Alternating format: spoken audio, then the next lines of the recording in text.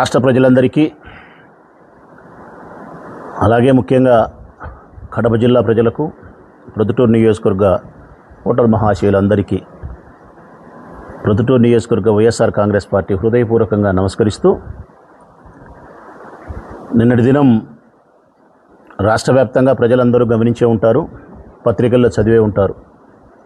మా నాయకుడు, మా ప్రీతమ నాయకుడు జగన్మోహన్ రెడ్డి గారు ఇచ్చినటువంటి ప్రకటన రాజధాని విషయంలో ఆయన చెప్పిన మాటలు ఏంటంటే, అమరావతి రాజధాని నిర్మాణం పేరుతో విపరీతమైనటువంటి ధనాన్ని దోచేస్తున్నారు. అవినీతి, భూ కుంభకోణం జరుగుతూ ఉంది. విపరీతమైనటువంటి డబ్బును ఆర్జిస్తుంది తెలుగుదేశం పార్టీ. రెండవది, మూడు పంటలు పండే మంచి బంగారం లాంటి భూములను అనవసరంగా, అవసరం లేకపోయినప్పటికీ 1,00,000 ఎకరాలలో 2 లక్షల కోట్లతో రాజధాని నిర్మిస్తామని చెప్పి ముఖ్యమంత్రి గారి యొక్క ప్రయత్నం ఇది ఈ రాష్ట్ర ప్రజలందరికీ విరుద్ధం. కారణం, మొట్టమొదట తీసుకున్న రైతుల దగ్గర 50,000 ఎకరాలకే అతి గతి లేదు. అవే రాజధాని 5 సంవత్సరాల అవకాశం ఇస్తే రాజధాని నిర్మించలేకపోతేవి. పోనీ రైతులకు ఏమన్నా ఫ్లాట్లు ఇస్తామని చెప్పి ఇచ్చినావంటే అది సక్రమంగా చేయకపోతేవి. గడిచిన 5 సంవత్సరాలు, ఇప్పుడు మళ్ళీ 2 ఏళ్ళు, ఈ 7 సంవత్సరాల కాలంలో నువ్వు తీసుకునే 50,000 ఎకరాల భూములకు సంబంధించి రైతులను సంతృప్తి పరచలేకపోవడం, పైగా రాజధాని నిర్మించలేకపోయినావు. ఈ 7 ఏళ్ల కాలం నువ్వు చేసినది ఏంటంటే కనుక అక్కడ ఉండబడిన ప్రాంతంలో కంప చెట్లు కొట్టుకోవడము, నీళ్ళు వస్తే మోటార్లు పెట్టి నీళ్ళు ఎత్తేసుకోవడము. ఇది తప్ప నువ్వు చేసింది అయితే ఏమీ లేదు. ఇప్పుడు మళ్ళా నీ ధనదాహాన్ని తీర్చుకునే దానికోసము ఇంకొక 50,000 ఎకరాలు కావాలా? టోటల్గా 1,00,000 ఎకరాలలో 2 లక్షల కోట్లతో రాజధాని నిర్మిస్తా అని చెప్పి స్క్వేర్ ఫీటుకు 14,000 రూపాయల చొప్పున, చదరపు అడుగుకు 14,000 రూపాయల చొప్పున నిర్మాణానికి డబ్బులు తీసుకొని నీ ఇష్టానుసారం రైతులను ఏడిపించి అవినీతి కుంభకోణంతో 1,000 కోట్ల రూపాయలు సంపాదించుకునేదానికి మార్గం సుగమనం చేసుకుంటున్నారు, దోచుకుంటున్నారు, ఇతర దేశాలకు పోయి దాచుకుంటున్నారు. ఇదే జరుగుతుంది. ఇది రాష్ట్ర ప్రజలకు ఎవరికీ సమ్మతం లేదు, ఎవ్వరికీ లేదు. ఎందుకు సమ్మతం లేదు అంటే కనుక 1,00,000 ఎకరాలలో రాజధాని నిర్మాణం ఏంది అనేది రాష్ట్ర ప్రజలందరి అభిప్రాయం. అసలు ఈ రాష్ట్రం ఉండే అప్పులలో జీతాలే సక్రమంగా ఇవ్వలేకపోయినటువంటి దశలో 2 లక్షల కోట్లతో రాజధాని నిర్మించడం అవసరమా? ఈ అప్పులన్నీ ఎవరి నెత్తికొస్తాయి? భావితరాల మన పిల్లల భవిష్యత్తుకు భంగమే కదా, అప్పులమయమే కదా అనేది రాష్ట్ర ప్రజల అభిప్రాయం. ఇది నిజంగా రాష్ట్ర ప్రజల యొక్క అభిప్రాయం మేరకు అమరావతి రాజధాని నిర్మాణమా, లేకపోతే నీ పార్టీ వాళ్ళను, నీ కులస్తులను, లేకుంటే నీ కుటుంబ సభ్యులను ఆర్థికంగా ధనవంతులు చేసేదానికోసం నిర్మించే రాజధాని? ఇదే రాష్ట్ర ప్రజలందరి ముందర ఉండే ప్రశ్నే. ఇదే విషయాన్నే మా నాయకుడు జగన్మోహన్ రెడ్డి గారు ప్రస్తావించినది. నేను రైతుల పక్షపాతిని అని చెప్పినాడు నిన్న ఆయన. నేను రైతుల సింపథైజర్, రైతులను బాధిస్తున్నారు, రైతుల భూములు లాక్కుంటున్నారు, అనవసరమైన చోట అవసరం లేని డబ్బుతో అనవసరమైన రాజధాని నిర్మాణం పేరుతో 1,00,000 ఎకరాలలో 2 లక్షల కోట్లతో మీరు చేస్తూ ఉండే నిర్మాణం ఎప్పటికీ పూర్తి కాదు, మీరు ధనాన్ని దోచుకుంటున్నారు. ఇదే ఆయన చెప్పింది. ఇది చెబుతూ మావిగన్ ప్రస్తావన తీసుకొచ్చినాడు ఆయన. మావిగన్ అంటే మచిలీపట్నము, విజయవాడ, గుంటూరు, ఈ 3 యొక్క పట్టణాలను అనుసంధానం చేస్తూ మచిలీపట్నం, గుంటూరు, మచిలీపట్నం, విజయవాడ, ఈ 3 నగరాలను, ఈ 3 పట్టణాలను అనుసంధానం చేస్తూ ఈ నేషనల్ హైవేని ఉపయోగించుకుంటూ మచిలీపట్నంలో ఉండబడిన పోర్టును ఉపయోగించుకొని, గుంటూరులో ఉండే విద్యా సంస్థలను ఉపయోగించుకొని ఎడ్యుకేషన్ డిపార్ట్మెంటు, విజయవాడలో ఉండబడినటువంటి ఎయిర్పోర్టును ఉపయోగించుకొని, 3 చోట్ల ఉండబడిన రైల్వే లైన్ను ఉపయోగించుకొని, ఈ 3 రోడ్లను అనుసంధానం చేసే నేషనల్ హైవేని ఉపయోగించుకొని ఇదివరకే విస్తృతంగా జనసంద్రమై పట్టణాలుగా ఏర్పడి వ్యాపార కేంద్రాలుగా ఉండబడిన ఈ ప్రాంతాన్ని మనం రాజధానిగా నిర్మించుకోగలిగితే ఏ 10,000 20,000 కోట్ల రూపాయలతోనే అద్భుతమైన రాజధాని మనం చేసుకోవచ్చు. పెద్ద శ్రమ కూడా ఉండదు. ఆడ కట్టే 4 బిల్డింగులు ఇక్కడ కడితే సరిపోతుంది. ప్రజాధనాన్ని దుర్వినియోగం చేయొద్దు, ప్రజాధనాన్ని దోపిడీ చేయొద్దు. ఎప్పటికీ పూర్తిగా రాజధాని నిర్మించడం అనే సంకల్పం కంటే ఆల్రెడీ ఎదిగి ఉండబడినటువంటి అభివృద్ధి చెందినటువంటి ప్రాంతంలో మనము సులభంగా 1-2 సంవత్సరాల కాలంలో రాజధానిని ఎస్టాబ్లిష్ చేయొచ్చు. అటువంటి ప్రాంతాన్ని ఎన్నుకోవడమే న్యాయం కదా. అందుకు సముచితమైనటువంటి ప్రదేశం విజయవాడ, గుంటూరు, మచిలీపట్నం. ఇదే ఆయన చెప్పింది. ఇదివరకే ఆయన మాట్లాడినాడు, ఇప్పుడు మాట్లాడినాడు, ఇదివరకు మాట్లాడినాడు. మరి ఇప్పుడైతే స్పష్టంగా ఆయన చెప్పిన మాట ఏంటంటే కనుక ఇదివరకు చెప్పిన దానికి ఇప్పుడు చెప్పిన దానికి భేదం ఏంటంటే రాష్ట్ర ప్రజలందరికీ కూడా ఒక అభ్యర్థన చేసినాడు. రాష్ట్ర ప్రజలందరినీ కూడా ఒక అభ్యర్థన చేసినాడు నిన్నటి దినం ఆయన.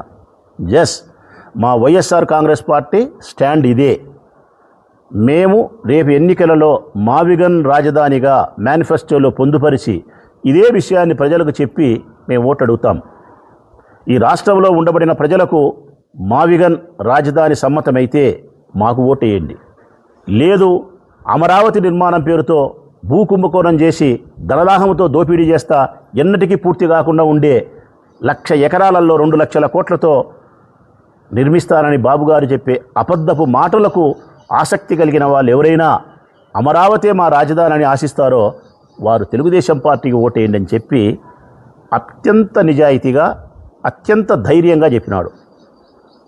నాకు తెలిసినంతవరకైతే రాజకీయ పార్టీలలో, రాజకీయ వర్గాలలో తన వ్యక్తిగతమైనటువంటి అభిప్రాయాన్ని ఒక 3 సంవత్సరాల తర్వాత ఎన్నికలు జరగబోతూ ఉండే నేపథ్యంలో ప్రజల అభిప్రాయాన్ని గమనించి మావిగన్ అనేది ప్రజలకు సముచితమైన ప్రదేశము, ఇది అందరికీ, రాష్ట్ర ప్రజలందరికీ సెంటర్ పాయింట్ అవుతుంది, తక్కువ ఖర్చుతో ఏర్పాటు చేసుకునేది, ప్రజల మీద భారం పడకుండా ఉంటుంది, ఇది అందరికీ ఇష్టము, ఇది ప్రజల మాటే జగన్ అభిప్రాయం అని చెప్పి భావించి మావిగన్ ఆయన ప్రకటన చేసినాడు. కాకపోతే ఏ రాజకీయ పార్టీ అయినా ఇంత ధైర్యంగా 2024 ఎన్నికల్లో ఆయన చెప్పినాడు ఒక మాట, 19 నుంచి 24 వరకు గడిచిన 5 సంవత్సరాల కాలంలో ఈ రాష్ట్ర ప్రజలకు మేము సంక్షేమాన్ని, అభివృద్ధిని అందించి ఉంటే, నా వలన ప్రతి కుటుంబానికి మేలు జరిగి ఉంటే నాకు ఓటేయండి. నా వలన ఏ కుటుంబానికైనా మేలు జరగకపోతే, కీడు జరిగి ఉన్నా, మేలు జరగలేదని అభిప్రాయం ఉన్నా నన్ను తిరస్కరించండి అని చెప్పి ఓటు అడిగిన ఏకైక రాజకీయ పార్టీ, ఏకైక నాయకుడు ఈ భారతదేశంలో జగన్మోహన్ రెడ్డి ఒక్కడే. ఇది ముమ్మాటికి నిజం ప్రజలారా, అది మీరే సాక్ష్యం, ఆ ప్రజలే సాక్ష్యం. ఈరోజు కూడా అదే నిజాయితీని, అదే ధైర్యాన్ని ప్రదర్శించినాడు. మావిగన్ అనే రాజధాని నచ్చితేనే ఓటేయండి, నచ్చకపోతే బేద్దన్నాడంటే ఎంత ధైర్యం ఉండాలా మనిషికి, ఎంత నిజాయితీ ఉండాలా. అదే ఆ మాట మాట్లాడితే నాకు ఆయన ఆ మాట మాట్లాడినప్పుడు మేము రాయలసీమలో కాబట్టి మాకు ఇక్కడుండే మా లాంగ్వేజ్ గుర్తొచ్చింది. నిజంగా ఎక్కడైనా మా రాయలసీమలో, మా ప్రాంతంలో కడప కానీ, కర్నూలు కానీ, చిత్తూరు, అనంతపురం ఈ ప్రాంతంలో ఎక్కడైనా మా వాళ్ళు ఏం మాట్లాడతారంటే, ఎప్పుడైనా ఏదైనా ఒక సందర్భం, పంచాయతీ ఏదైనా గొడవ ఏదైనా జరిగినప్పుడు ఎక్కడైనా మాట్లాడుకుంటే అత్యంత నిజాయితీగా, ఉన్నది ఉన్నట్టుగా, నీకు నాకు బలపక్రం లేకుండా అంటారు. అంటే పక్షపాత ధోరణి లేకుండా నిజాయితీగా ఉన్నది ఉన్నట్టు ధైర్యంగా మాట్లాడి చెబితే అదే మా రాయలసీమలో అయితే ఒక మాట అంటారు, ఇదిరా మగోని మాట అంటారు. ఏమంటారు? ఇదిరా మగోని మాట, మగోని తిన్న మాట్లాడినామంటారు. నేను కూడా చెప్తానా, ఇది మగోని మాట జగన్, ఇది మగోని మాట. అంగీకరిస్తాం. మావిగన్ యొక్క ప్రతిపాదనను, మా నాయకుని యొక్క ప్రతిపాదనను హృదయపూర్వకంగా రాచమూల శివప్రసాద్ రెడ్డి అనే ఆయన పార్టీకి సంబంధించిన వ్యక్తిగా, నాయకునిగా నేను మద్దతిస్తానా, స్వాగతిస్తానా. నా ఓటు మావిగన్కే, నా ఓటు మావిగన్కే. నేను ప్రొద్దుటూరు నియోజకవర్గం నుండే నా ఓటరు దేవులను కూడా అభ్యర్థిస్తూ ఉన్నా. ఓ ప్రొద్దుటూరు నియోజకవర్గ ఓటరు మహాశివులారా, మావిగన్ అనేది మచిలీపట్నం, విజయవాడ, గుంటూరు ఈ 3 పట్టణాలకు అనుసంధానమైన మధ్యలో ఎక్కడైనా మన రాజధాని నిర్మించుకొని తక్కువ ఖర్చుతో, అప్పులు లేకుండా మన రాజధాని నిర్మాణాన్ని అందరికీ ఆమోదయోగ్యంగా నిర్మించుకునేది మీకు సమ్మతమైతే, మా నాయకుడు జగన్మోహన్ రెడ్డి గారి యొక్క అభిప్రాయం మేనిఫెస్టోలో పొందుపరుస్తానని చెప్పిన అభిప్రాయం మావిగన్ మీకు నచ్చితే వైఎస్ఆర్ కాంగ్రెస్ పార్టీకి ప్రొద్దుటూరులో నాకు ఓటేయండి రాబోయే 3 సంవత్సరాల తర్వాత. ఎవరైనా అమరావతి బెస్ట్, భూ కుంభకోణం, ధనదాకంతం దోపిడీ చేస్తూ ఉండే, ఎప్పటికీ పూర్తి కాకుండా ఉండే 1,00,000 ఎకరాలలో 2 లక్షల కోట్లతో నిర్మితమవుతుందని ఆయన చెప్పే అందని ద్రాక్ష పండు పుల్లనలాగా ఉండే ఆ రాజధానికే ఆసక్తి కలిగిన వాళ్ళు ఓటు వేయచ్చు తెలుగుదేశం పార్టీకి. అందుకే మా నాయకుని యొక్క అభిప్రాయాన్ని మద్దతిస్తాం, స్వాగతిస్తాం, మేనిఫెస్టోలు ఇదే పొందుపరుస్తాం.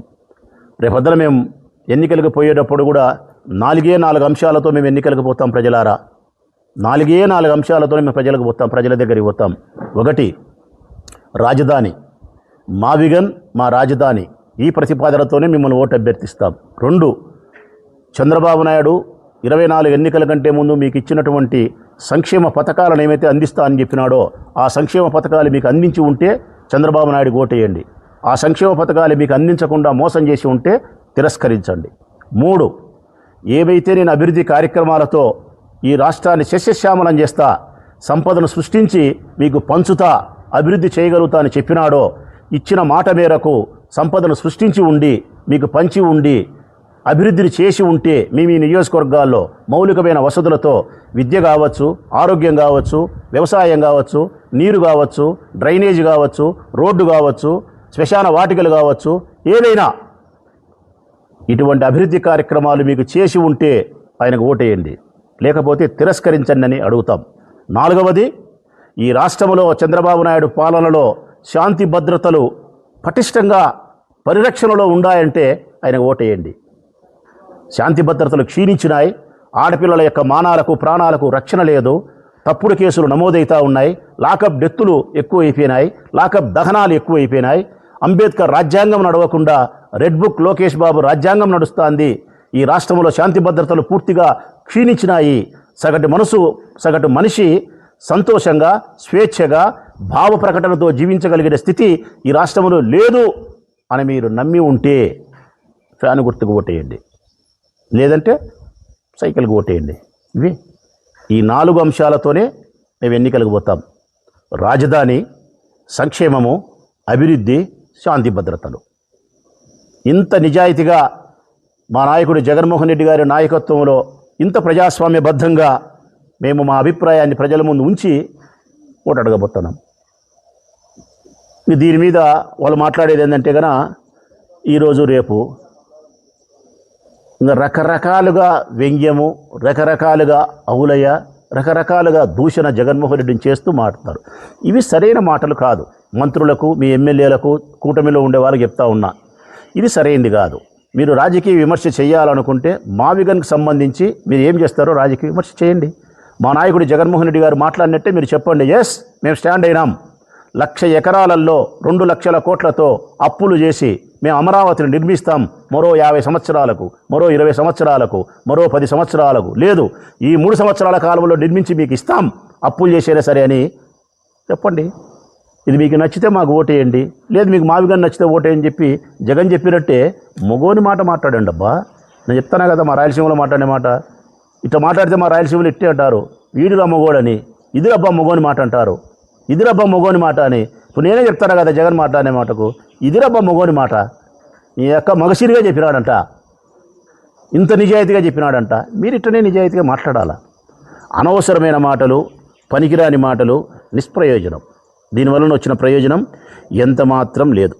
చివరిగా నేను చెప్పేది ఒకటే, ప్రజల అభిప్రాయమే జగన్ మాట, ప్రజల అభిప్రాయమే జగన్ మాట, జగన్ మాటనే మా బాట.